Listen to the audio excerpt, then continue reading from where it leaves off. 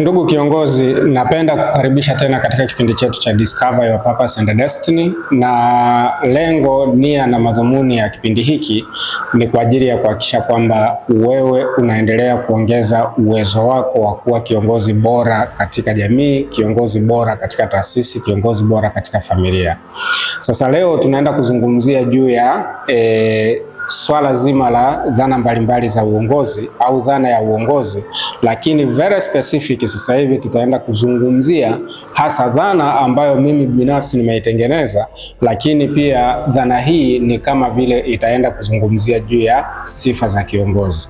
Unajua kwamba pamoja na kuwa na maono, kuwa na uwezo mkubwa wa kutazama mambo, kuwa na uwezo mkubwa wa kuanticipate mambo yatakayotokea baadaye, lakini bado kiongozi kama binadamu anaweza akatakiwa kuwa na sifa mbalimbali. Kwa hivi leo hii tutaenda kuangalia moja au kati ya sifa muhimu sana ambazo kiongozi anapaswa kuwa nazo, na katika hizi nimetengeneza dhana moja inaitwa dhana ya ushawishi.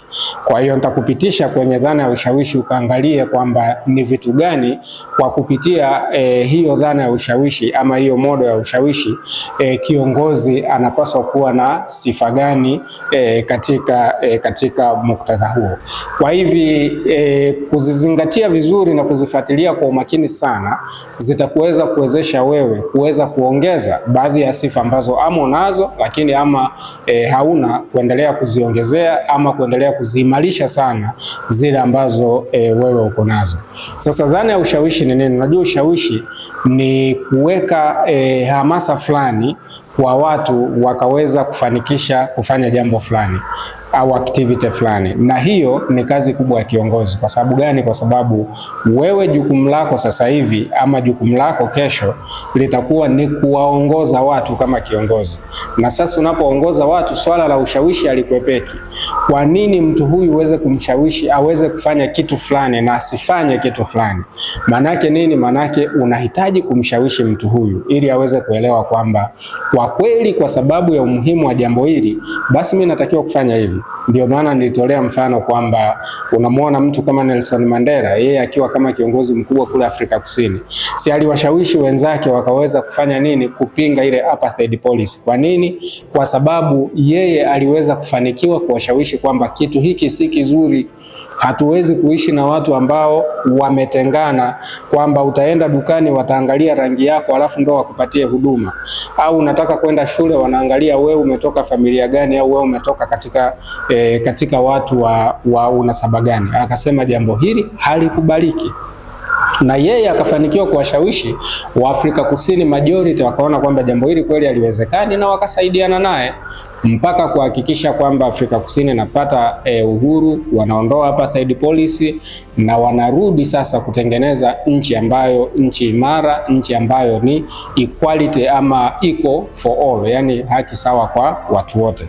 Sasa wewe pia unaweza ukawa huko katika taasisi yako, labda wewe ni manager, ni mkurugenzi, bado dhana ya ushawishi kwako ni kitu muhimu sana, kwa sababu unaweza ukawa mnataka mtekeleze mpango fulani, lakini wenzako wakawa na mawazo tofauti au wakawa wanafikiria mkakati tofauti. Unaweza ukafanya kazi kwenye kile kitu ambacho nyinyi mnahitaji kufanya, lakini wewe kama kiongozi unajua kwa hakika kwamba njia hii ambayo watu hawa wanapropose ama wanataka tuichukue haiwezi kutufikisha kwenye kile kitu tunachohitaji, ama haiwezi kutusaidia kufika kwenye ufanisi unaotakiwa. Kwa hiyo kinachobaki maana yake ni kwamba ni wewe kuwashawishi, kutumia ushawishi wako kama kiongozi ili wakubaliane na wewe, alafu waweke mioyo yao pamoja, waweze kusonga mbele pamoja na wewe katika kutekeleza jambo hili. Usipofanya hivyo, maana yake ni kwamba wanaweza wakaamua kutii kwa kuwa wewe ni kiongozi, lakini ufanisi ukawa ni mdogo sana. Ndio maana dhana ya ushawishi ni muhimu sana, na mimi nataka nikupitishe kwenye hii dhana ya ushawishi uweze kuona sifa ambazo unatakiwa kuwa nazo katika dhana hii ya ushawishi. Katika dhana hii ya ushawishi kuna mambo kadhaa ambayo nimekuandalia na nitalipitia neno lenyewe ushawishi ili kukuonyesha kwamba katika neno hili ushawishi ni vitu gani ambavyo unatakiwa kuvizingatia kama kiongozi, ama ni sifa zipi ambazo unatakiwa kuzizingatia. Jambo la kwanza kwenye ya kwanza ni swala zima la uadilifu. Unajua uadilifu kwa lugha ya kwazima ndio ile waga wanaita integrity. Na integrity maana yake ni nini? Huwa wanasema ni doing a right thing even if no one there to watch over you or to observe what you are doing. Maana yake nini? Maana yake ni kwamba swala zima la uadilifu ni swala la kufanya kitu sahihi bila kuzingatia kama kuna mtu fulani anakufuatilia ama anakutazama ukiwa unafanya. Kwa hiyo katika mwanga utafanya kinachotakiwa, katika giza utafanya kinachotakiwa. Awepo kiongozi utafanya kinachotakiwa, asiwepo kiongozi utafanya kinachotakiwa. Kwa hiyo haitazingatia kwamba nani anayenitazama, nani anayeniangalia, nani anayenifuatilia ili ndo mimi niweze kuwa mwadilifu. Hiyo ni sio uadilifu tena, hicho ni kitu kingine. Inaweza ikawa ni uoga au unafanya vile kwa sababu unajua kwamba nisipofanya hivyo labda watanifukuza kazi ama watanisimamisha kazi ama watafanya namna fulani ama hatua fulani itachukuliwa dhidi yangu. Sasa hiyo si swala, si uongozi. Kiongozi ambaye natamani tumwandae kwa kupitia hivi vipindi tunavyovifanya ni kiongozi mwenye uadilifu. Kiongozi ambaye anajua kwamba haya ni majukumu yangu, natakiwa niyafanye kwa wakati, whether watu wananitazama, whether hawanitazami, mimi nitayafanya ili niweze kutimiza malengo yale yanayotakiwa ama katika taasisi ama malengo ambayo yanatakiwa binafsi. Wewe fikiria, utaweza kweli kufanya biashara kama hauna uadilifu? Haiwezekani. Kwa nini? Kwa sababu hautaweza kuendana na pace inayotakiwa kuhakikisha kwamba unapata faida, unatafuta masoko, unatafuta marafiki ambao wanaweza kukusaidia, unatafuta mitaji. Kwa hiyo swala zima la uadilifu ni swala ambalo linahitajika, kwa sababu swala tu la uadilifu si swala la kusema kwamba labda mtu anaharibu mali. Hiyo ni sehemu mojawapo ya uadilifu, lakini swala la uadilifu linaenda mbali zaidi kuangalia wewe nafsi yako, jinsi unavyojituma kutekeleza majukumu yako ya siku kwa siku ili kuweza kufikia ufanisi unaotakiwa. Kwa hiyo sifa ya kwanza katika ushawishi, ya kwanza kabisa ni uadilifu. Na mimi nakugarantii kwamba kiongozi ukiwa mwadilifu watu watakupenda. Kiongozi ukiwa mwadilifu watu watakufuata. Kiongozi ukiwa mwadilifu watu watakuamini. Mtu asiye mwadilifu hawezi kuaminiwa na mtu yoyote chini ya jua. Hawezi kuaminiwa kwa sababu amekosa sifa muhimu ambayo inamfanya yeye aweze kuaminiwa. Hii ni katika hii dhana ya ushawishi. Tuje kwenye S. Kwenye S tumesema kwamba ni shusha madaraka. Unashusha madaraka namna gani? Kwamba kama kiongozi huwezi kufanya kila kitu. You cannot be everywhere and do everything. Huwezi kuwa kila mahali na kufanya kila kitu.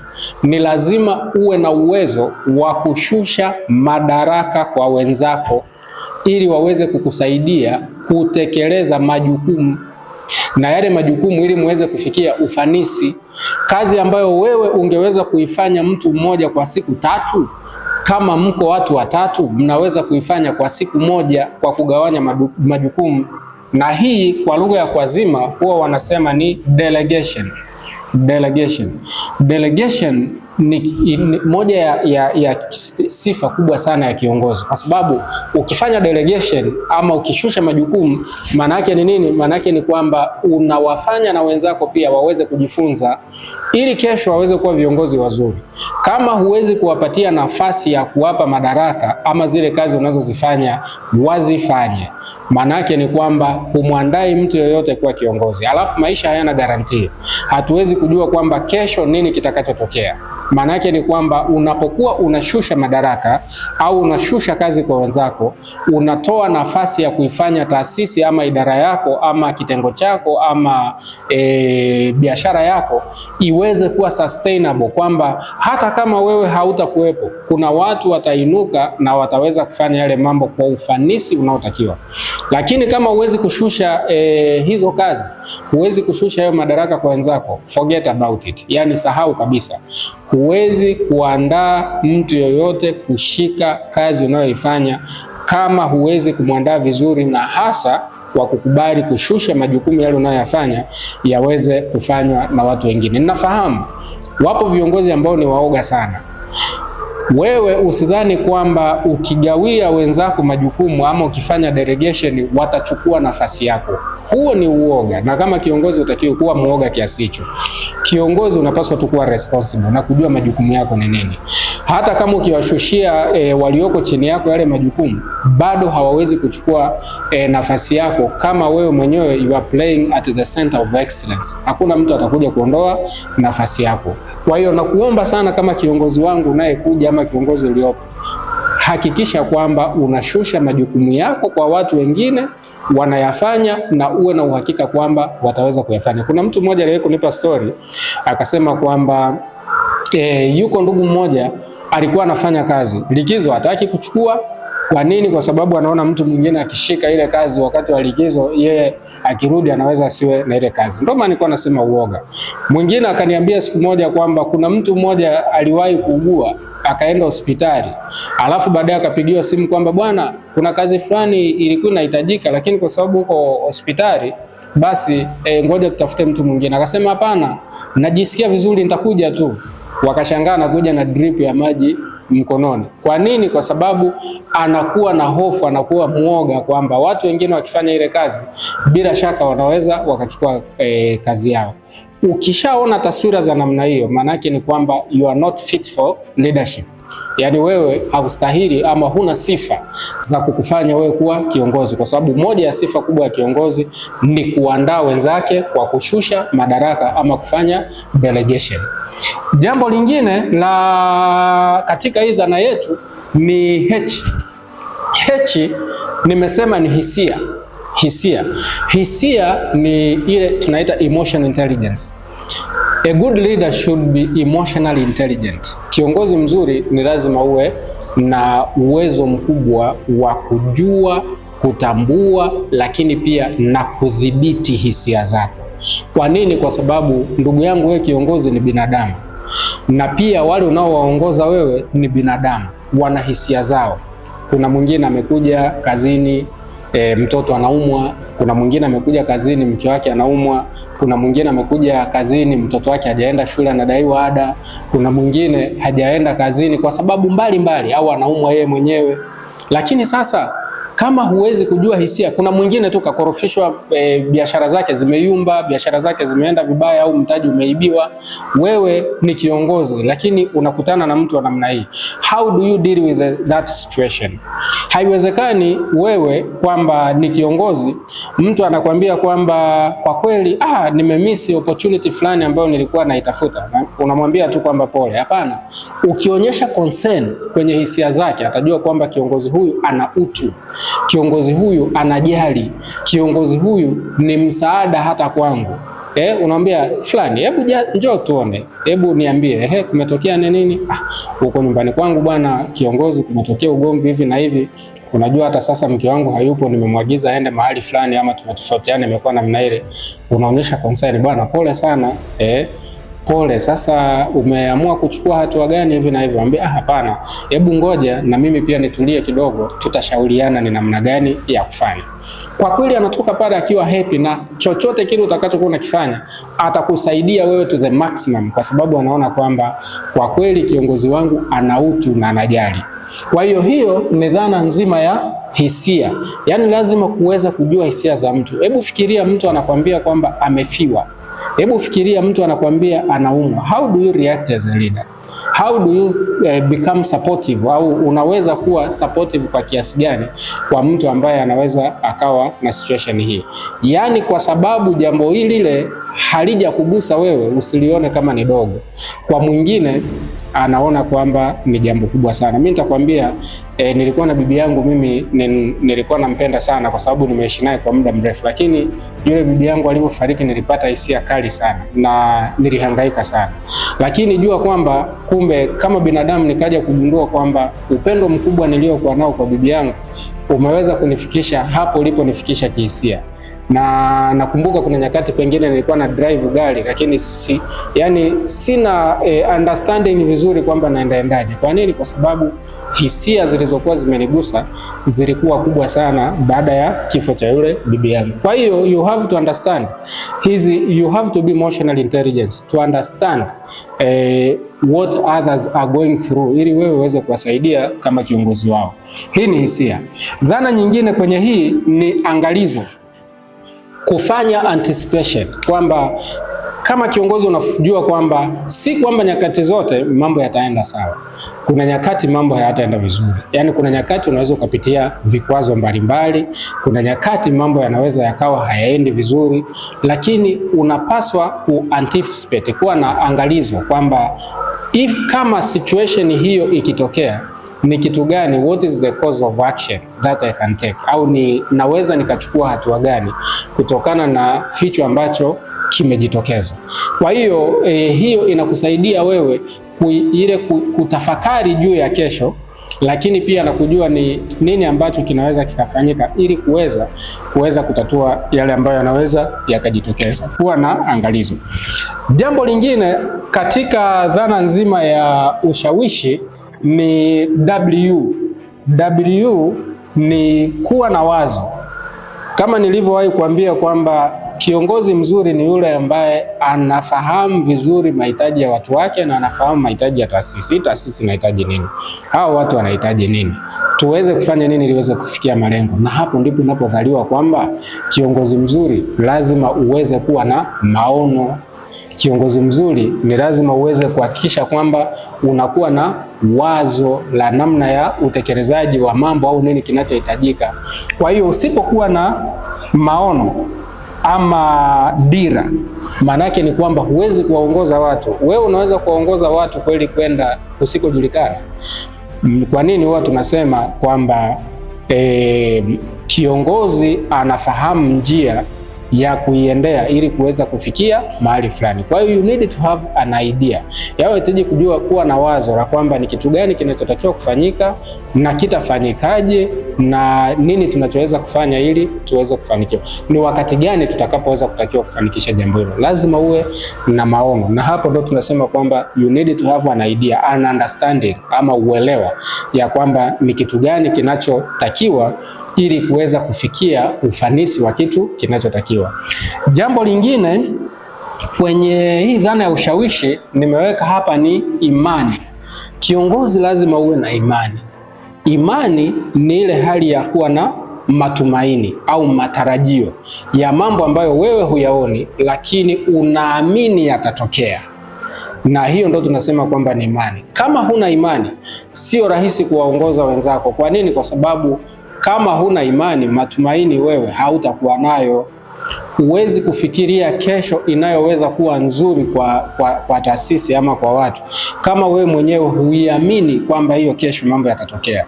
Kwa hiyo huwa tunasema kwamba kiongozi pale unapohitaji waende, ni lazima wewe mwenyewe uwe na uwezo wa kupeleka mguu wako. Kwa hivi kama huna imani, if you don't have faith, there is no one who will trust you to lead him or her.